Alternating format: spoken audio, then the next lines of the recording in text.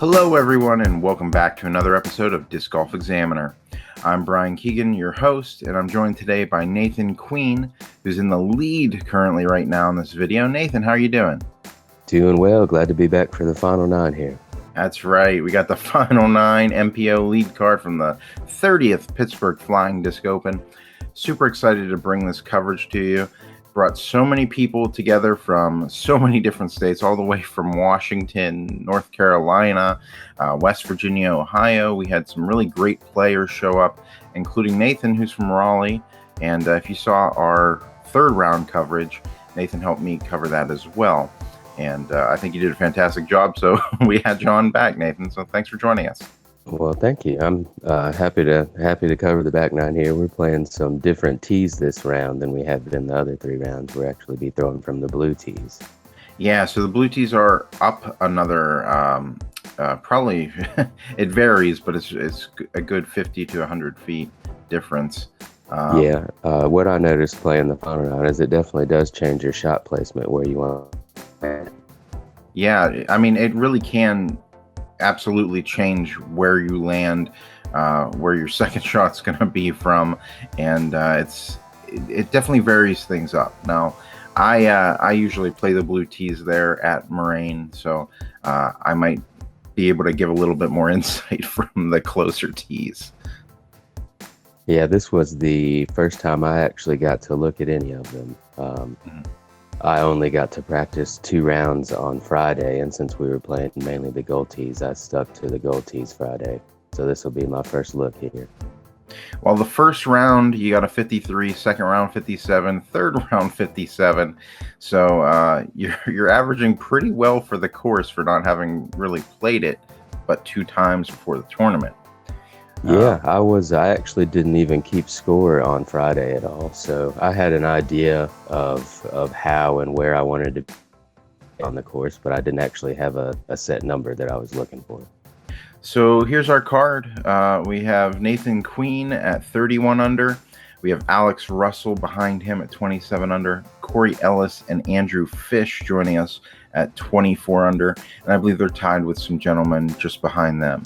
So I believe Tyler Horn's in that group as well. So it should be very interesting to see how this Final 9 is going to affect the overall scores here, especially since you guys are playing from a bit of different tee distances. So we'll go ahead and start off on hole 12. That's where the lead card started off. It's a par 4. It is 567 feet, and it's big dogleg left, and you have to go up a hill through some heavily wooded areas here as well. Yeah, you go down this hill to start off to the left and then slightly back up towards the basket. From this shorter tee, it's a lot more attackable, and I was trying to get a little further down the fairway than I had been trying to from the gold tee back there. This is one of my Mako 3s. And out of my hand, I felt like I had a good shot going. I didn't know what happened till just now. I figured I'd cut rolled over off to the right and got off the fairway a little bit. Yeah, you're predominantly left-hand backhand. Do you find that to be a disadvantage on a course like this at all? It definitely can be, but this course allows you to place a shot at a lot of different places in the fairway and still be able to have a shot at the basket. Alex had a little bit of trouble getting around that corner, cut it a little bit short there. So he'll have some more bend to get around. Andrew's going to have a great skip, and he's going to be right where you want to be in this hole. Yeah, that's sitting right there where you can have a easy throw up towards the basket. And looks like Corey went up over top and is going to land in a great position. Alex had a beautiful roller last round, so I think he's trying to replicate that here. And wow, almost hits our cameraman, Matt Lienemann. Matt, thanks so much for helping us out. And looks like he got that. Yeah, he got that roller in a good place again. Yeah. Oh no. Yeah, I was probably trying to throw a little bit too hard there.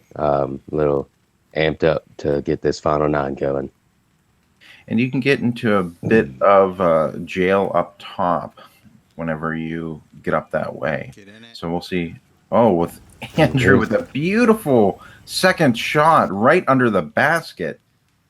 Wow. Just pinning it for his birdie there. That's right.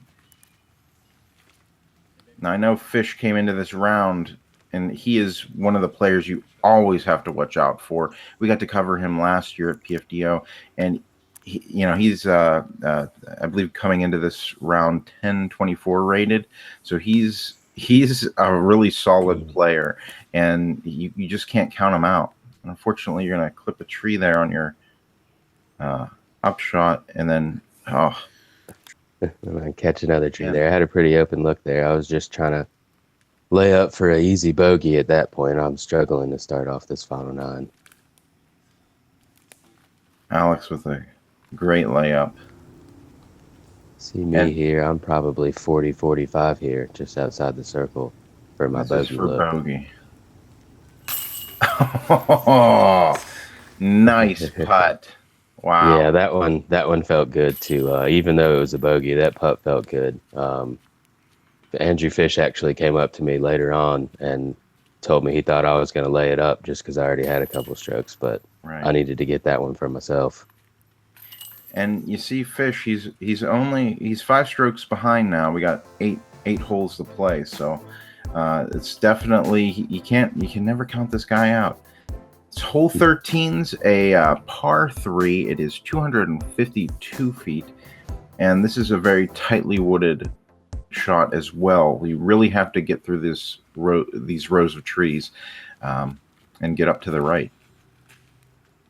Yeah, it's just slightly uphill, and it looks like Fish just went right through a little gap on the right side there, and there's not much you can do better on that shot.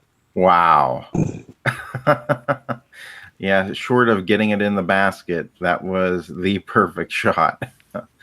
Wow. It's like Corey had a putter of some sort. He got a little grip lock on it and kicked over to the left. Do you want to say shout out to Dan Hastings, who got a skip ace on 11 earlier this weekend? Yeah, Dan actually just recently moved down here to North Carolina, so I played with him a couple times this year. He's a good guy to play with. Yeah, great player. We've got to cover him a few times in the past as well. He's really he's got a solid arm, and looks like you're gonna have a straight shot. You might have a putt from there.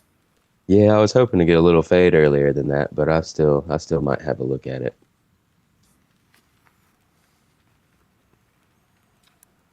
Corey with a great upshot. Yeah, it's a good recovery to get your par. There's still a lot of trees in the way where he was at.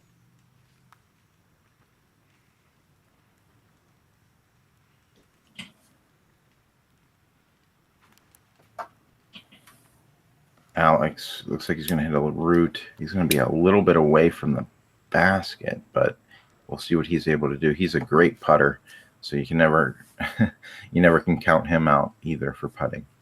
Yeah, definitely not. We saw him make quite a few putts in that third round. And it looks like you have to get around this tree in front of you here. Oh, it looks like just a little shy of it.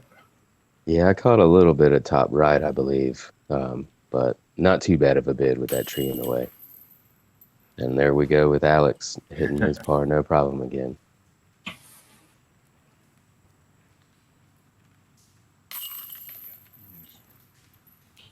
Pick up your par, and Corey will pick up his par here.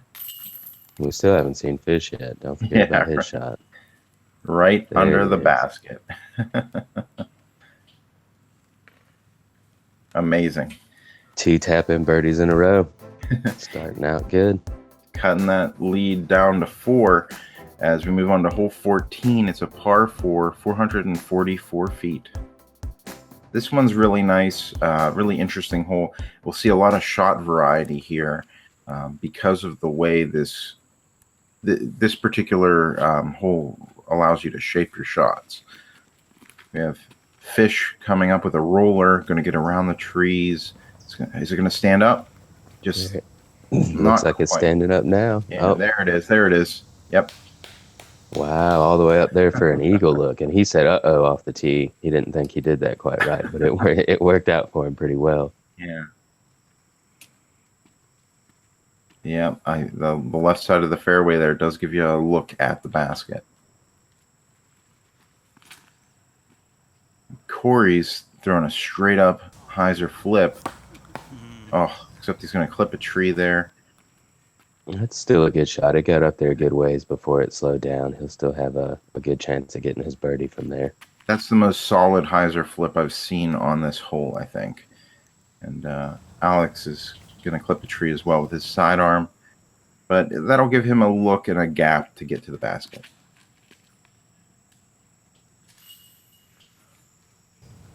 And I got up a little high on that one, but it still landed in the fairway, so we'll see where it plays from there. That's right. It's all about, for this hole, you really want to find that gap, because if you get behind some trees, you can really put yourself in an awkward position to try and get your upshot. Yeah, and you'll see Alex was there in an awkward position going with that roller again. He just didn't get it to stand up for him. Just flip. Keep flipping. And that's about the play I had. I knew I wasn't going to reach the basket, so I was just trying to get it up there close. That was a star Colt that I threw there. Corey has a tiny gap to get through here. And he threads it. Oh, just past the basket.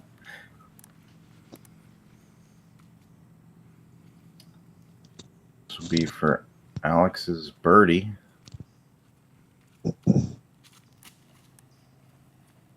Oh, and he had a good run at it too. If he was just a little closer, I think he would have had that. Yeah, it was right on line. It just dropped out of the air a little bit early. And then Fish for his eagle just over the top. That was a great second shot. I can't fathom being in putting position for this one.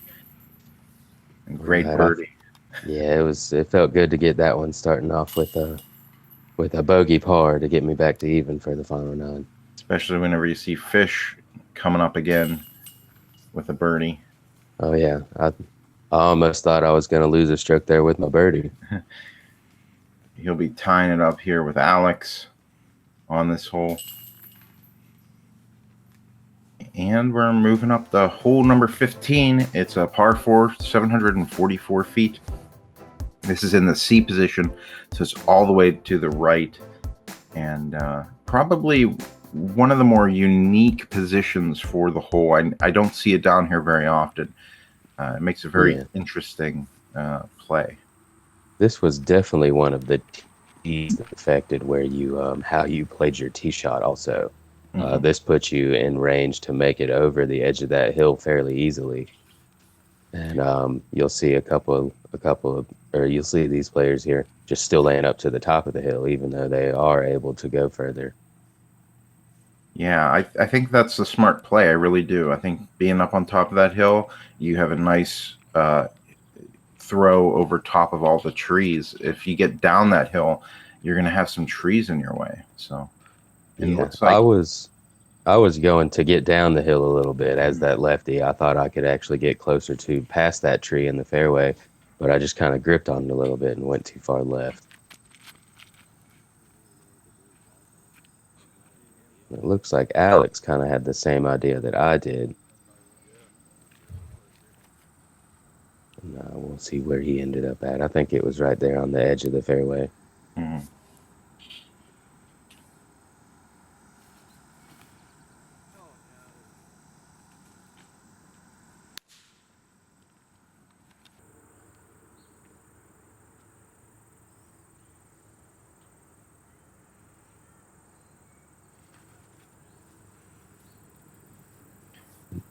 Wow. Fish here.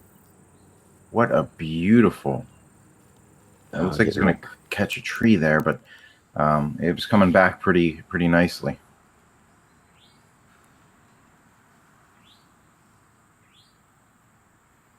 I've got this small gap to hit. I'm trying to go in between that tree in the middle and the rough. And I just didn't quite get my arm back around once I reached back on that.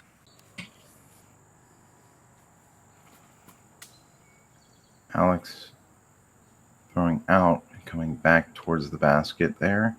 And gets a little long on that one. Yeah. He'll have an interesting putt coming back. And then we have Corey here. He got into a bit of rough here on the left-hand side.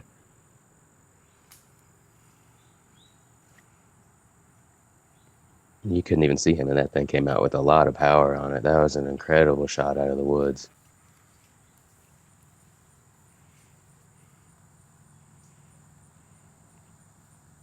I'm just trying to lay up for an easy par here, just trying to get it under the basket. This needs to just get down just a bit. And you'll be just outside the circle there. Yeah, I should be right around circle's edge. I'm just, I seem to have just slightly off on my placement so far this final 9. And Fish has some nice shade to play from. Oh, with that disc flexing. Oh, just clips the basket there at the bottom. Great. Trying to keep the birdie streak alive, but I think he'll be all right with a par here. Yeah. Looks like we have Alex from the rough, or the bumble, as we call it here in Pittsburgh. Oh, and just a little right on his putt.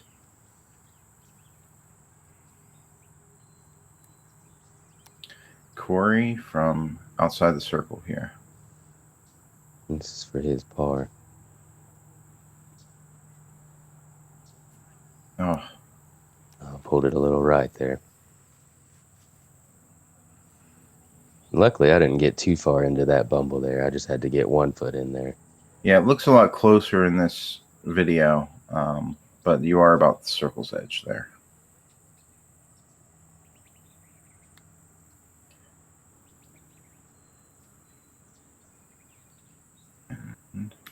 Oh, man. Watching it the second time's even like it just wobbles a little bit more. I know. Watching it the second time, it made me feel like it should have gone in again. Right. You know, yeah, I think it went in and then tipped back out. So I think the chains might have popped it out.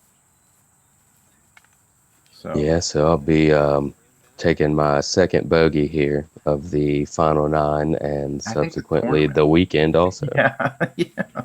It's like that's probably the entire weekend. So final 9 being a little tougher, being from different tee positions there. We'll go ahead and move on to hole 16. It's a par 5, 561 feet. And I believe this is an A position, which is all the way back.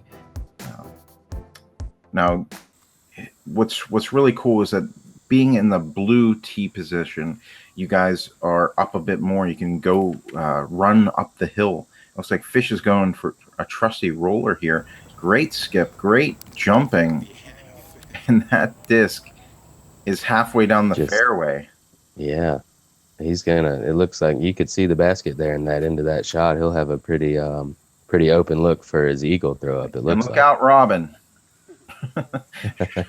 Shout out to Robin White, who was the TD for the event, almost getting hit there. And Corey's going to try for that roller, but he's going to clip a tree there. He's still going to be in a good position. That's, you know, anytime that you can look up the fairway is great in this position. Looks like, oh, Robin's almost getting hit again. Yeah, I saw what Alex did and figured I'd try that also. Yeah. So Corey's in not such a horrible position here. Looks like he's going for a sidearm roller. We'll see where that landed up there here in a moment.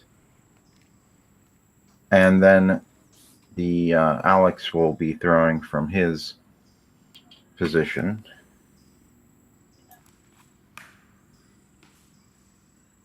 I believe he kicked a tree and went back right into the woods pretty quickly there. He didn't make it real far. And again, I was struggling a little bit at this point, so I was going for a bigger shot than I probably should have, and I got a kick over on the left side of the fairway. Shout Or out to excuse me. everybody who's joining I us live. Sorry. No, I was going to say it actually wasn't the fairway. I was off in the bumble over there on the left. No. And it looks like Fish is going to be a little bit more over to the right, but he may have a putt from there. We'll take a look.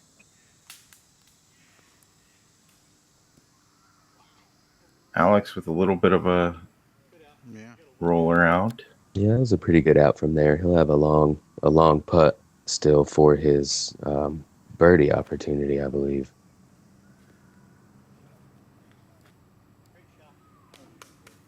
A great flex forehand there from Corey, going just past the basket. And you're going to be a little further down here in a wooded area. Yeah, I had there was an open line that there was a tree that had it was leaning on another tree that made me throw real low, and I didn't quite get enough nose up to get it all the way up there to the basket.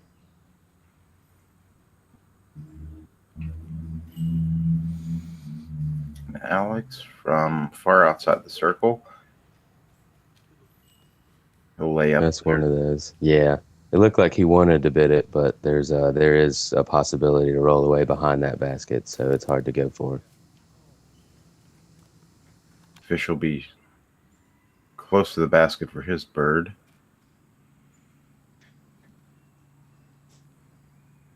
Like I'm right around circle's edge again. I seem to like that spot.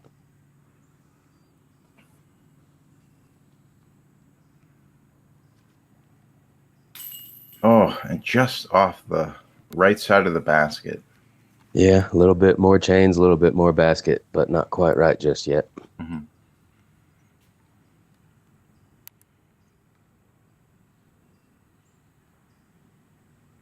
Corey for his bird. Yes. Nice. Good putt there from Corey. And Fish likes to do a little stretch before he putts sometimes.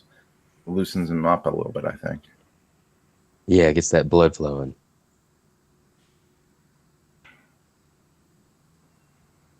Great birdie for Fish. Yeah. Getting closer. He's That's got right. it within 2 now. He's just run past Alex here. Alex should be putting for par.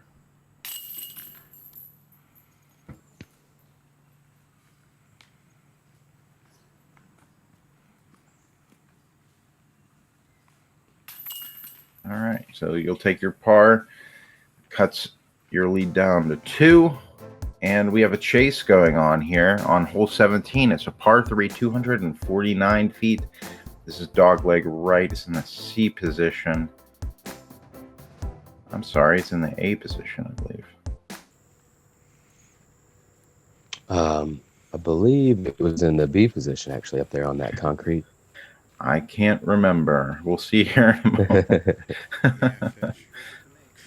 There goes Fish. He was throwing it right at the middle there. Coming up probably 40 to 50 short. And it looks like Corey's going to clip a tree there a little early. It's very tightly, it's got a real low ceiling on this shot. So it makes it for a pretty tricky shot. Looks like Alex is going to hang his out a little further right, rely on it to come back. Looked like a good shot there. Again, this is one of those tees that actually changed the hole pretty significantly. It's a pretty different line from down here. I was trying to throw a flex with my gator here. I didn't quite flex it, but it still missed everything for me and got up there. Yeah, that's a great position for it.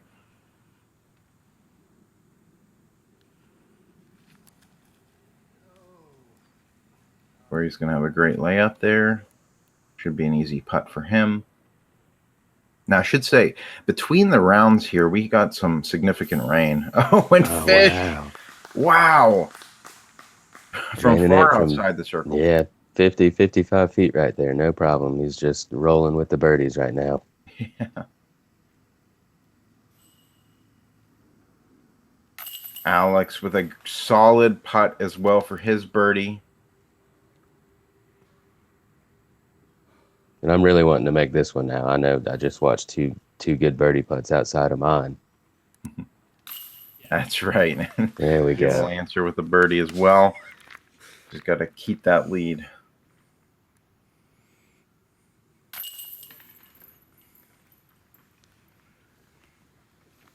So we'll go ahead and move on to hole 18, which is a par 4, 489 feet.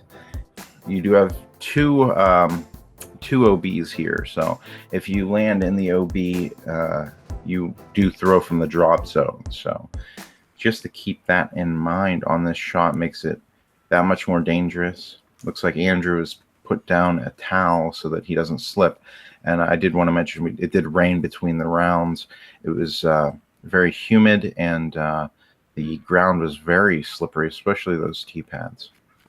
Yeah, we got a real good rainstorm. Luckily, before the final 9 started, it just happened in between rounds. And Andrew with a beautiful drive. Just crushing it down the middle of the fairway. He'll have a pretty easy little almost jump putt there to lay up for his birdie.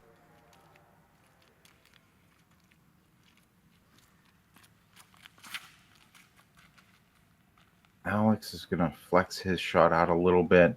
Good tree kick. Great positioning. And if you watch the 3rd round, you'll know that he is so much happier with that shot than what happened to him on this hole then. Yeah. Should be interesting to see how somebody with a left-hand backhand throws this shot. Let's go flex out. Oh, just going to clip a tree there. Let's see if it's OB. Ah, green flag is good.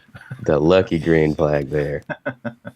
Shout out to all the volunteers that came out and helped run the PFDO. That's Doug Cloutier there with the green flag. Yeah, there were plenty of spotters out. Anywhere you could think of needing one where you weren't sure where your disc could go, there was maybe 2 of them out there. So it was real nice to see all the volunteers out there, and I really do appreciate that. All right, so you got a little bit of a ditch to deal with here, just over the OB, and that's just short of the OB. Luckily, that tree kicked it. Looks like it kicked it to the good side of the OB.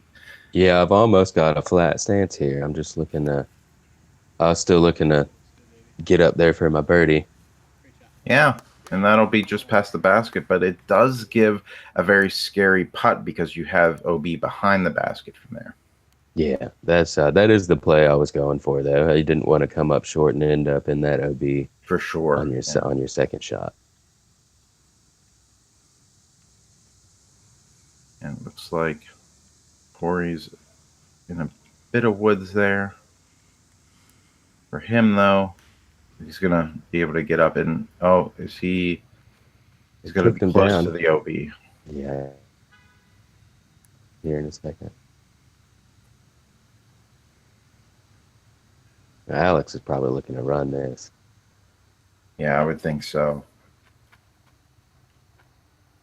Okay, all right. Well, that's good, because if it was a little lower on that basket, it could have kicked into that OB.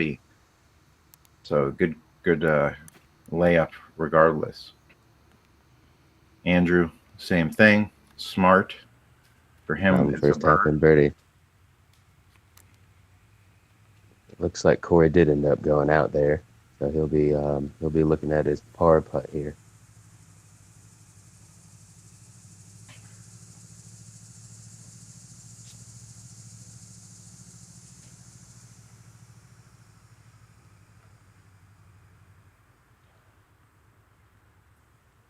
Corey from over the OB.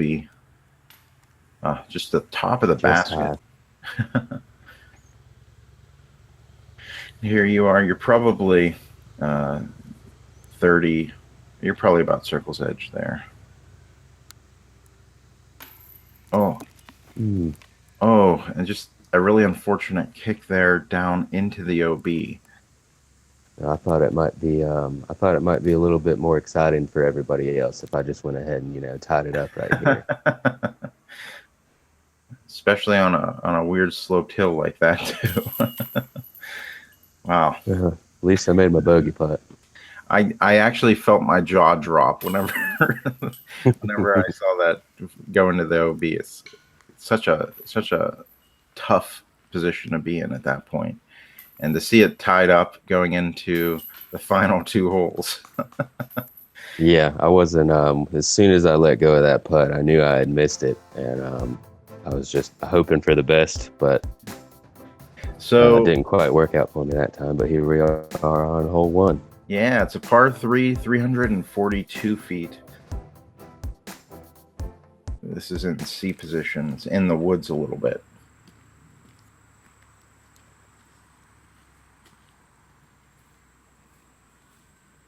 And this is the first time we played this position for the weekend. So you'll see Fish here trying to figure out just where the basket's at. Yeah, it's far right into the woods there.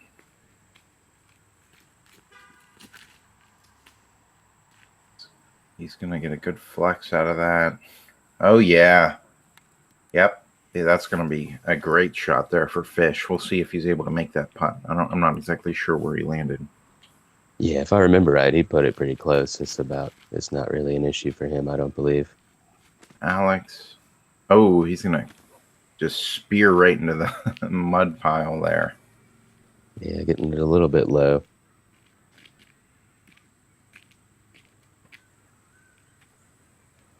Here, I saw Fish make the corner, so I know I really need to birdie this one. Let's see if he gets a skip.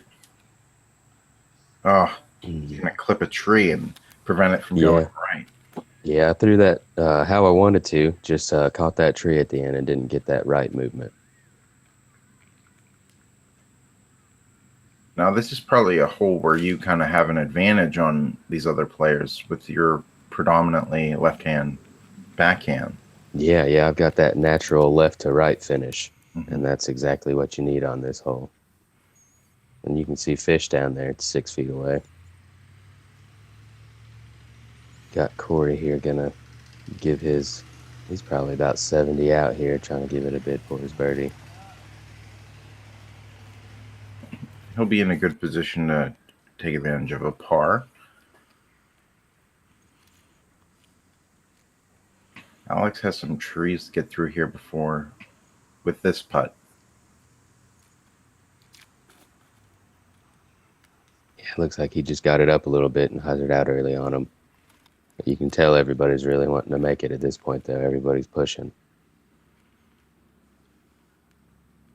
And I had this tree in the way here where I had to straddle around it. Yeah, pretty awkward positioning. But Yeah, you want to get this bird at this point because you know Fish is close to a bird here. Got it up. Looks good. Oh, it's just the top of the rim of the basket. There we go. Moving just a little bit of chains again. Not quite enough, though. Alex for his par. Still haven't seen Fish.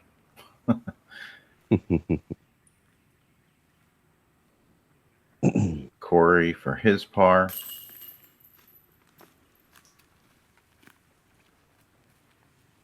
Fish is so close to that basket. He's just...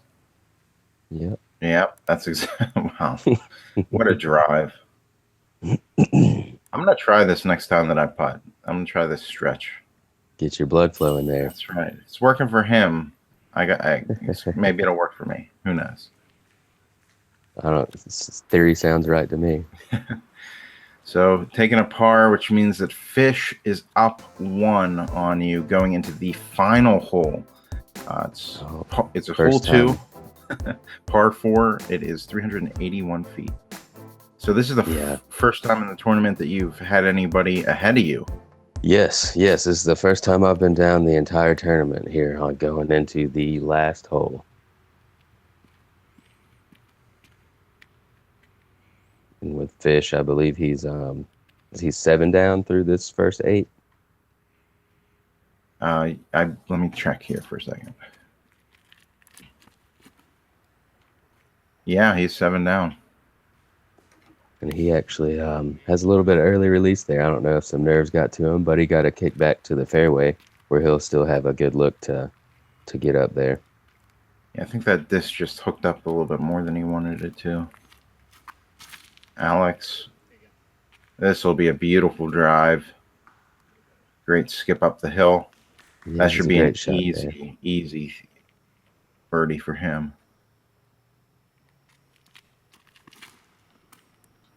Corey's a little high on that one.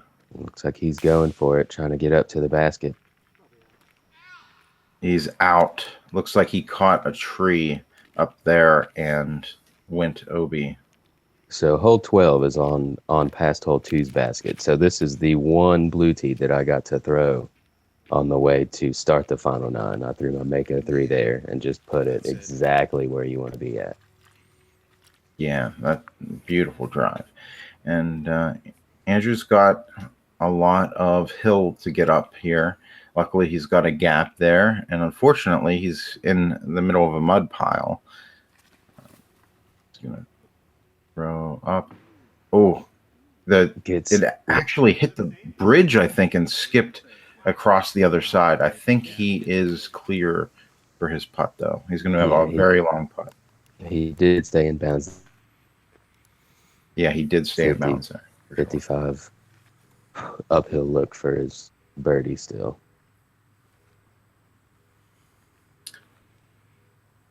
So if he's able to get his bird,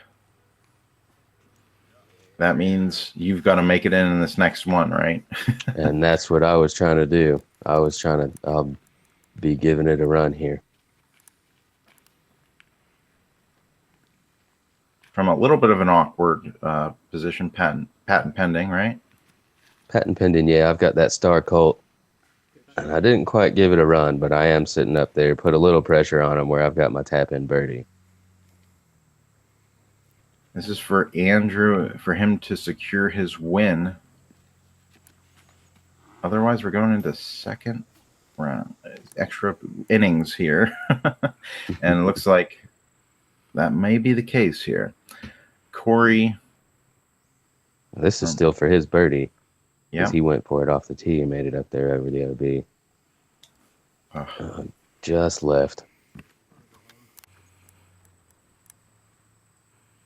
Alex with his bird. Great bird for him. Corey for par. Fish for his par. You can see the little smirk on his face there. Yeah. I believe he knew already too, just like I did. And a drop-in bird for you, which ties it on up. We're going to extra innings. Yeah. Continuing on, trying to make things interesting. And Alex, let's give a shout out to Alex there, close behind with that. He's just one behind the both of you, tying it first. You know. Yeah, he stayed right there all weekend. He was. I believe I got 2 strokes on him the first round, and then 1 stroke in the second round, and 1 stroke in the third round. So we were right there pretty close the whole time. Yeah, it's going to be very interesting. Next 2 holes, we're moving on to hole 18, and this one's in the same position there. And we had. I'm trying to get that fresh little 3-putt that I had on this hole out of my head before the tee shot here. All right, no, it's got to be pretty interesting now because we have a gallery back there. They're all watching down by the basket. And does that get into your head at all whenever you're playing? Do you try to eliminate that and just what do you do? I honestly normally don't notice them for the most part while I'm throwing. I do whenever I'm not throwing. Sometimes I'll kind of chat with some of them. It helps me keep my head light where I'm not too worried about too many things. So I actually enjoy having a gallery around. And this is actually from Gold Tee, so you do have a little bit more distance there. It looks like Andrew landed in the middle of fairway, which is always a good thing. Yeah, he was going for a layup there rather than going for it, and got a nice kick there to get him in the middle of the fairway. But what's your mindset here? Get as close as I can to the basket because fish is not. Right. And I have done exactly what I wanted to do with my leopard there and just put it dead center down the fairway. Put a lot of pressure here on Fish for the second shot. Yeah, he can get it there, but there is OB there. It does put a lot of pressure on you. You do have to play this just right. And he's going with one of his Comets here. And it's just throwing a beautiful line. Oh, and it went down. Did it go OB? That's the question. And you'll see here the gallery safe. lets him know he is safe. He has put it just far enough. So I'm probably about between 100 and 120 here. Are you running this? That's the question. You just hit that OB last round. What are you doing here? I have a slight thought of run in my head, but there is that OB short, so I really don't want to hit the basket and roll OB. So this is sort of one of those half go at it, and that's exactly what it ends up looking like. It just fades out a little early, but laid it up there pretty easily for my birdie. Fish gets to take a little bit of casual relief there. You see a couple other discs there. We were actually playing off with the Masters group as well here. And that is a great birdie from where his drive landed at. It was pretty unexpected for me, actually. Once I hit my drive, I felt pretty good about this hole. But we're moving on to the next one. That's right. Hole 1's still in that C position. And that's actually the the gold tees. So should be pretty interesting to see where this goes. I'd say Fish, he birdied this from the blues just a moment ago. So we'll see if he's able to do that from golds. Yeah, it does make it a good bit tougher with just about that 50 feet you see there to the gold tee for a right-handed player. Because he can't quite get that early turn going. He's got to get it straight and then let it turn over. So you see him there just going straight. He's probably got about a 50 to 60 footer. I would say probably, yeah. And what do you have here? What are you going for? This is I'm going to throw the same disc I threw off of the blue tee, actually. It's one of the Jomez T-Birds, Star T-Bird. And from the blue tee, it looked like I might have gone a little bit long, so I was just going to throw the exact same shot here. I got a little left on it, but it looks like, I just stayed high enough to get over those trees there. Great skip. Yes. You are well within your putting range there. I'm excited about that one. I was real happy with that shot. You get a little high fives from people. People are kind of really excited for you there. And then Andrew here, he can still make this putt. I've seen him make long putts like this before. Yeah, we actually saw him make pretty much the same putt on 17, I believe, already during this final 9. That's right.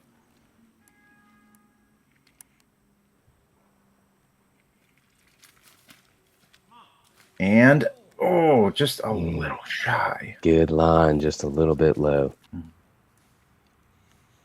And here you go, getting ready for your putt. This is the putt that decides the whole tournament. All the hard work that you did this weekend, you just got to make this. Nail it. Oh man, I just gave myself goosebumps again watching it. Wow. Andrew gives you the high five. He'll putt out as well here in a moment. But we have our winner. Oh man, what a weekend it was. Yeah. And that's my buddy Phil Bartholomew there. Shout out to him. He came up this weekend and came in 8th also. And there's Scott Conway. He towards the end of the weekend, he decided he was just our driver for the weekend, but he's a very good player as well. It looks like you and Andrew have a few words here. Yeah, that was actually the first time. I know Fish. I've met him before, but that was the first time I had actually got to play with him before. So I got to watch him shred it, just like everybody else does. It was neat. And it was such a fun weekend. Congratulations. You shot the hot round for the weekend with a 53. And it was just great to go out and watch you guys play this particular weekend. And I hope you come back to Pittsburgh in the future here. Yeah, like I said, I had an incredible weekend. It is my highlight weekend of 2018 thus far. Traveling and getting my first A-tier win. And I definitely plan to, if I can make it back, I would love to come back and play again. Awesome. Well, hey, if not, maybe we'll be covering a tournament down in your area sometime soon. That'd be awesome. There you go. Come on down. And is there anything else you'd like to say before we go? Maybe if you want to tell us again about your what happened to you this past week. Yeah, so after the tournament, I was offered a spot on Team Innova. So I have now joined Team Innova. I'm super excited to be a part of that and see where I can take it. And I'd also like to give a shout out to another sponsor I have, Ingalls Construction here in Raleigh. Awesome. Yeah. Well, thanks so much for coming out once again, and thanks so much to those sponsors for sponsoring you. I do want to say a special thank you to Dynamic Discs for sponsoring our coverage of the 2018 Pittsburgh Flying Disc Open. We wouldn't really be able to be out there and covering as many rounds as we did, but without them. So I just want to say thank you. Check them out at dynamicdisc.com. And also, I do want to say a special thank you to TD Robin White for putting the whole thing together. First time. Yeah, that's right. First time TD. And he put together a pretty interesting tournament. And I think everybody really appreciated it. So special thanks to him. And I want to give a big shout out to you as well. Thanks for coming out and taking pictures on Saturday and doing this great coverage that you had for us on Sunday. Absolutely. It was my pleasure. It was so much fun getting to cover you guys. It always is, especially, you see people coming from out of town. You have no idea what they're capable of, and they come into Moraine and shred it like you did. It was pretty fun to watch. Yeah. I always like surprising people. That's a good thing most of the time. So let me just rehash something for a second. The T-bird that you threw on the last hole 1, to win the tournament, that netted you a difference of $265. So that's a pretty valuable T-bird there, right? Yes, it is. It'll stay in my bag for a while now, I believe. That's right. All right, guys. Well, that's going to do it for our coverage of the 2018 Pittsburgh Flying Disc Open. Really want to thank you all for joining us. Remember to like us on Facebook, subscribe to us on YouTube, leave comments and share it. We always appreciate it whenever you do that. And until next week. Oh, I should mention next week, we're going to have coverage of the 2018 Pittsburgh Flying Disc Open, the FPO Lead Card from round 3, and their final 9. So look forward to that. I'll have to check that out myself. Yeah. So until next week, keep banging those chains. Thanks, guys. So I'll see you out there.